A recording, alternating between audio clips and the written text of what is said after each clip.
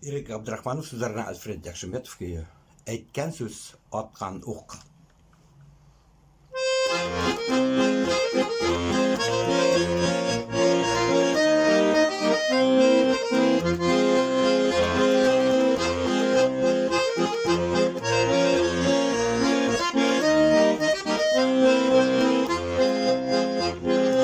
Қысып алса ауыр сынаулар, біріне көрмей тұрса ике көз, кішілеріңне қысып нұсқай төз, әйтмә сен бір кімге ауыр сөз.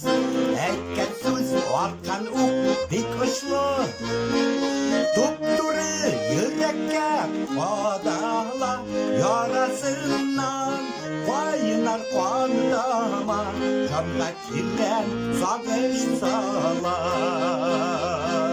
Әйткен сөз атқан оқ бек ұшлы, тұп-туры жүрекке қадала, ярасынан қайнар қуандама, жанға келген сағыныш сала.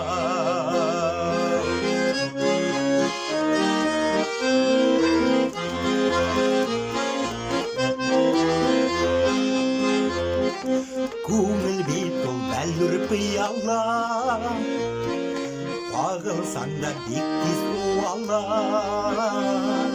Достар айтқан ауыр сөздерден яшау кішіз жанда юғала.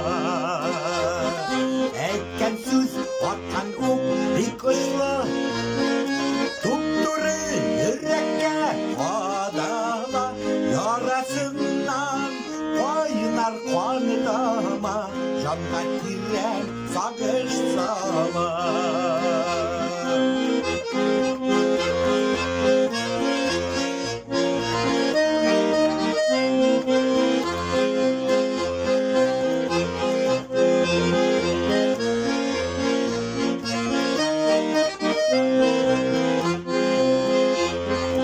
Рәнжіш алма зинһар жаныңа,